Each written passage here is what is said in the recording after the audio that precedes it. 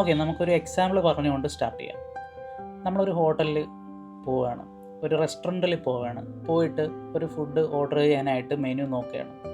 അപ്പോൾ മെനു നോക്കുമ്പോൾ ഈ പോയ ടൈമിന് മാത്രം അവൈലബിൾ ആയിട്ടുള്ളൊരു ഫുഡുണ്ട്, എല്ലാ ടൈമിനും അവൈലബിൾ ആയിട്ടുള്ളൊരു ഫുഡും മെനുവിലുണ്ട്.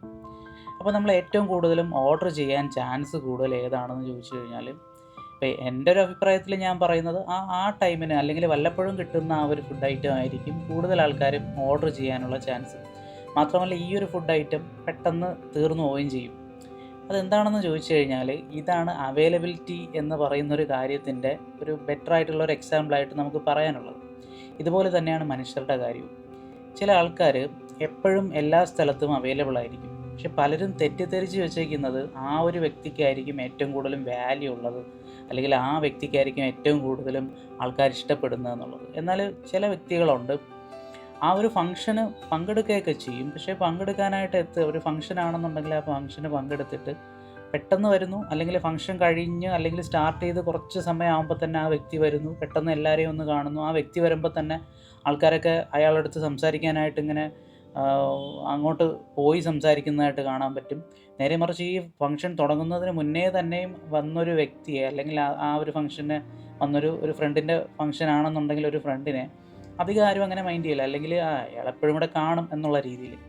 അപ്പോൾ ഇതാണ് അവൈലബിലിറ്റി എന്ന് പറയുന്നത്. ഈ ഒരു 2 എക്സാമ്പിൾ പറഞ്ഞപ്പോൾ തന്നെ കാര്യം മനസ്സിലായെന്ന് വിചാരിക്കുന്നു. പക്ഷെ പലരും ഇത് മനസ്സിലാക്കാതെ ലൈഫിന് സ്വന്തം വാല്യൂ നഷ്ടപ്പെടുത്തിക്കൊണ്ട് മുന്നോട്ട് പോവുകയാണ് ചെയ്യുന്നത്. ഓക്കെ, അപ്പോൾ ഞാൻ ഈ സംസാരിക്കുന്നത് നിങ്ങൾക്ക് മനസ്സിലാവുന്നുണ്ടെന്ന് വിചാരിക്കുന്നു. പിന്നെ ഞാൻ കുറച്ചുകൂടി സ്ലോ ഫേസിൽ സംസാരിക്കുന്ന ഒരാളാണ്. പക്ഷേ ഈ വീഡിയോ പെട്ടെന്ന് പറഞ്ഞു തീർക്കാനും അല്ലെങ്കിൽ പെട്ടെന്ന് വൈൻഡപ്പ് ചെയ്യാനുള്ള രീതിയിലാണ് ഞാൻ പെട്ടെന്ന് സംസാരിക്കുന്നതായിട്ട് നിങ്ങൾക്ക് തോന്നുന്നു. അപ്പോൾ ഈ പെട്ടെന്ന് സംസാരിക്കുന്ന രീതിയാണോ നിങ്ങൾക്ക് ഇഷ്ടം, അതേ സ്ലോ ആയിട്ട് കാര്യങ്ങൾ പറഞ്ഞു പോകുന്ന രീതിയാണോ ഇഷ്ടം എന്നുള്ളത് ഒന്ന് കമൻറ്റ് ചെയ്യണേ. ഓക്കെ, അപ്പോൾ നമ്മൾ ഇനി നോക്കാനായിട്ട് പോകുന്നത് നമ്മുടെ ലൈഫിൽ നമുക്ക് ആ വാല്യൂ എങ്ങനെ മെയിൻറ്റെയിൻ ചെയ്ത് കൊണ്ടുപോകാം, അല്ലെങ്കിൽ വാല്യൂ എങ്ങനെ കൂടുതൽ ലെവലപ്പ് ചെയ്തെടുക്കാം എന്നുള്ള രീതിയിലാണ് നമ്മൾ ഈ വീഡിയോ ഇനി മുന്നോട്ട് പോകുന്നത്. ഓക്കെ, അതിൽ ഫസ്റ്റ് പറഞ്ഞ കാര്യം ടൈമുമായിട്ട് ബന്ധപ്പെട്ടതാണ്. കാരണം നിങ്ങളുടെ അവൈലബിലിറ്റി കുറയ്ക്കുക എന്നുള്ളതാണ് ഫസ്റ്റ് നിങ്ങൾ എടുക്കേണ്ട ഒരു സ്റ്റെപ്പ് എന്ന് പറയുന്നത്. അത് നിങ്ങൾ ഏതൊരു ലെവലിൽ വർക്ക് ചെയ്ത് വരുന്ന ഒരാളായിരുന്നാലും നിങ്ങളുടെ അവൈലബിലിറ്റി കുറയ്ക്കുക. നിങ്ങൾ ആൾവേസ് അവൈലബിൾ ആയിട്ടുള്ള, അല്ലെങ്കിൽ എപ്പോഴും അവൈലബിൾ ആയിട്ടുള്ള ഒരു വ്യക്തിയാണെന്നുണ്ടെങ്കിൽ തീർച്ചയായിട്ടും നിങ്ങളുടെ വാല്യൂ കുറഞ്ഞു തന്നെ നിൽക്കും. കാരണം എപ്പോഴും ഓപ്ഷനിലായിരിക്കും നിങ്ങൾ.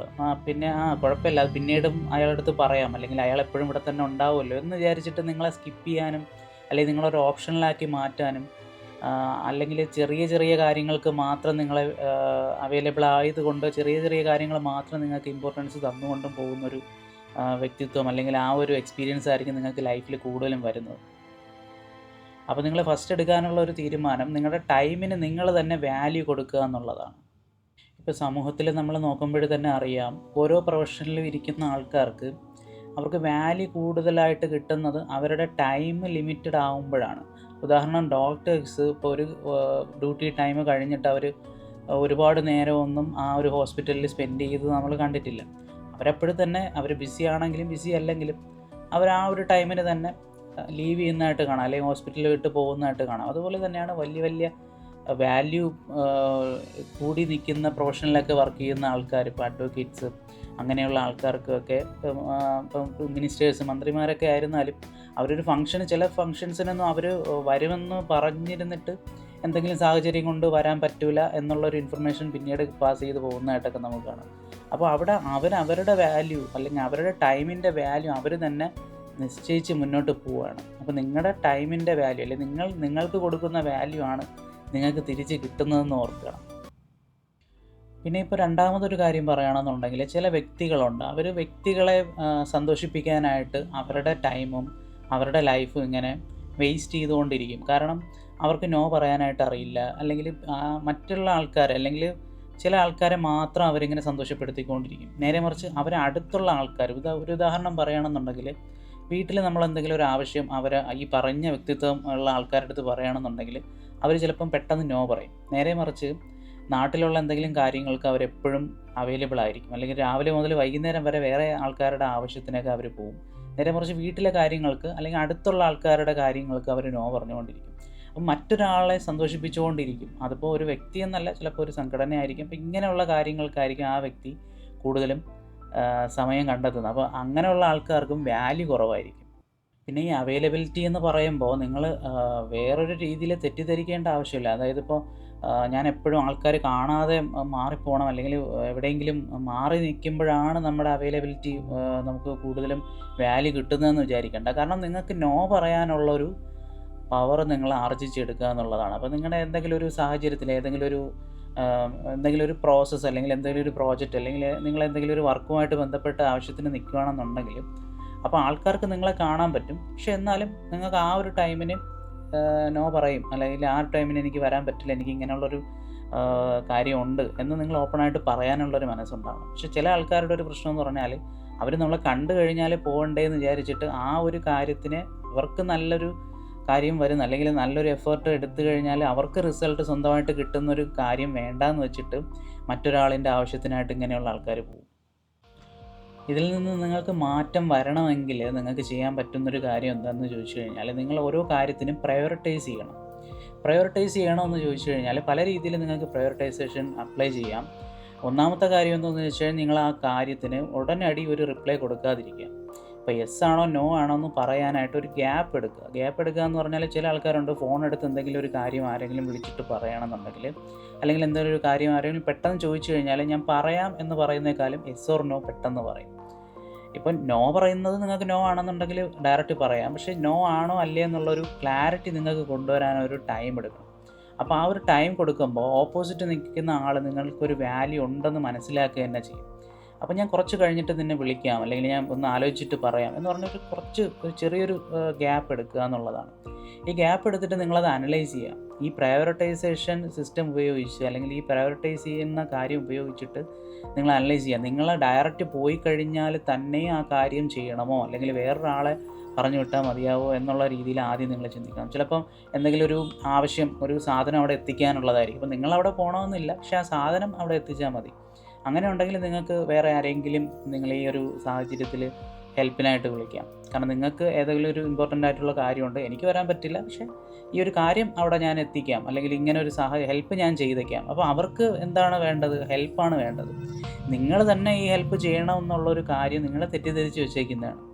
അപ്പോൾ അവർ പറയും ഓക്കെ ശരി, ആ ഒരു കാര്യമാണ് എനിക്ക് ആവശ്യം, ഓക്കെ ഞാനത് എത്തിക്കാം, അല്ലെങ്കിൽ എനിക്ക് ആ കാര്യം നടന്ന് കിട്ടിയാൽ മതി എന്ന് പറയും. അപ്പോൾ നിങ്ങൾ അങ്ങനെയുള്ളൊരു പ്രയോറിറ്റൈസേഷൻ മെത്തേഡ് കൊണ്ടുവരിക എന്നുള്ളതാണ്. അപ്പോൾ നിങ്ങൾക്ക് വേറെ ആരെങ്കിലും ഇതിനെ ഡെലിഗേറ്റ് ചെയ്ത് കൊടുക്കാൻ പറ്റുമെന്നുണ്ടെങ്കിൽ തീർച്ചയായിട്ടും നിങ്ങൾക്ക് ആ ഒരു രീതിയിൽ നിങ്ങളെ വാല്യൂ നിലനിർത്താൻ പറ്റും. ഓക്കെ, അപ്പോൾ ഈ വീഡിയോയുടെ ഒരു കൺക്ലൂഷൻ എന്നുള്ള രീതിയിൽ എനിക്ക് പറയാനായിട്ടുള്ളത്, നിങ്ങൾ എപ്പോഴും അവൈലബിൾ ആയിട്ടുള്ള ഒരാളാവാതിരിക്കുക. നിങ്ങളുടെ ടൈമിൻ്റെ വാല്യൂ നിങ്ങൾ തന്നെ കണ്ടെത്തുക എന്നുള്ളതാണ്. കാരണം നിങ്ങളുടെ ടൈമിന് വാല്യൂ കണ്ടെത്താത്തിടത്തോളം കാലം വേറൊരാൾ നിങ്ങൾക്ക് ആ ഒരു ടൈമിന് വാല്യൂ തരണമെന്നില്ല. അപ്പോൾ അങ്ങനെ വരുമ്പോഴാണ് മറ്റൊരാൾ ആ ഒരു ബ്ലാങ്ക് സ്പേസിലേക്ക് കടന്നു കയറി നിങ്ങളെ അറ്റാക്ക് ചെയ്യുന്നൊരു ഫീല് നിങ്ങൾക്ക് കിട്ടുന്നത്. അപ്പോൾ നിങ്ങൾ ഓൾറെഡി നിങ്ങളുടെ ദിവസം, അല്ലെങ്കിൽ നിങ്ങളുടെ ടൈമിനെ പ്ലാൻ ചെയ്ത് വാല്യൂ കൊടുത്ത് മുന്നോട്ട് പോകുകയാണെന്നുണ്ടെങ്കിൽ തീർച്ചയായിട്ടും ആ ഒരു ടൈം വേറെ ആവശ്യത്തിനായിപ്പോയി എന്ന് നിങ്ങൾക്ക് പറയാൻ പറ്റും. അപ്പോൾ നിങ്ങളുടെ വാല്യൂ, നിങ്ങളുടെ സ്കിൽസ് ഡെവലപ്പ് ചെയ്തിട്ട് നിങ്ങളുടെ വാല്യൂ ലൈഫിന് കൂടുതൽ ആക്കിക്കൊണ്ടിരിക്കുക എന്നുള്ളതാണ് മാക്സിമം നിങ്ങൾക്ക് ചെയ്യാൻ പറ്റുന്നത്. അപ്പോൾ അങ്ങനെ വരുമ്പോൾ തീർച്ചയായിട്ടും നിങ്ങളുടെ അവൈലബിലിറ്റി കുറയുകയും നിങ്ങളുടെ വാല്യൂ കൂടുകയും ചെയ്യും. പലരും വീഡിയോ കണ്ടു പോകുന്നതല്ലാതെ സബ്സ്ക്രൈബ് ചെയ്യുന്നില്ല. ഏകദേശം 90% എബോവ് ആൾക്കാരും വീഡിയോ കാണുന്നുണ്ട്, പക്ഷേ സബ്സ്ക്രൈബ് ചെയ്യുന്നില്ല. അപ്പോൾ നിങ്ങൾ സബ്സ്ക്രൈബ് ചെയ്യുമ്പോഴാണ് എൻ്റെ വാല്യൂ, അല്ലെങ്കിൽ ഞാൻ പറയുന്ന കാര്യങ്ങൾ നിങ്ങളിലേക്ക് എത്തുന്നു എന്ന് എനിക്ക് മനസ്സിലാവുന്നത്. ഓക്കെ, അപ്പോൾ നിങ്ങൾക്ക് എന്തെങ്കിലും ഇമ്പ്രൂവ്മെൻറ്റ്സ് ഇതിനകത്ത് വരുത്താനുണ്ടെങ്കിൽ തീർച്ചയായിട്ടും നിങ്ങൾ കമൻറ്റ് ചെയ്യുക. ഓക്കെ, അപ്പോൾ നിങ്ങൾ എന്തുകൊണ്ട് ഈ ചാനൽ സബ്സ്ക്രൈബ് ചെയ്യണമെന്ന് ചോദിച്ചു കഴിഞ്ഞാൽ, ഇതിലൊരു ബ്ലൈൻഡ് ആയിട്ടുള്ളൊരു മോട്ടിവേഷനോ അല്ലെങ്കിൽ എൻ്റർടൈൻമെൻറ്റ് എന്നുള്ള രീതിയിൽ മാത്രമല്ല ഞാൻ ഈ വീഡിയോ ചെയ്യുന്നത്. അപ്പോൾ ഇതിനകത്തുള്ളൊരു മോട്ടീവ്, അല്ലെങ്കിൽ ഞാൻ ഈ വീഡിയോസ് ഇടുന്നതിൻ്റെ ഉദ്ദേശം എന്ന് പറഞ്ഞാൽ ഒരു പേഴ്സണൽ ഡെവലപ്മെൻറ്റ് എന്നുള്ള രീതിയിലാണ്. ഞാൻ എൻ്റെ ലൈഫിൽ പഠിച്ച കാര്യങ്ങളും, അല്ലെങ്കിൽ ഞാൻ ഇംപ്ലിമെൻറ്റ് ചെയ്യുന്നതും ചെയ്യാൻ പോകുന്നതും ചെയ്തുകൊണ്ടിരിക്കുന്നതും ആയിട്ടുള്ള കാര്യങ്ങളാണ് ഞാൻ ഈ വീഡിയോസിനകത്തൊക്കെ പറയുന്നത്. അപ്പോൾ നിങ്ങൾക്ക് ഇതൊരു വാല്യൂ തരുന്നുണ്ടെങ്കിൽ തീർച്ചയായിട്ടും ഞാൻ സക്സസ് ആയെന്ന് ഞാൻ വിചാരിക്കുന്നു. കാരണം നിങ്ങൾ ചെയ്യുന്ന ഓരോ കമൻറ്റും സബ്സ്ക്രൈബും ചെയ്യുമ്പോഴാണ് എനിക്കിത് മനസ്സിലാവുന്നത്. ഓക്കെ, അപ്പോൾ ഇനിയും അടുത്തൊരു നല്ല സബ്ജക്റ്റുമായിട്ട് ഞാൻ വരുന്നതാണ്. അതുവരെ എല്ലാവർക്കും നല്ലൊരു ദിവസം ആശംസിക്കുന്നു. Thanks for watching.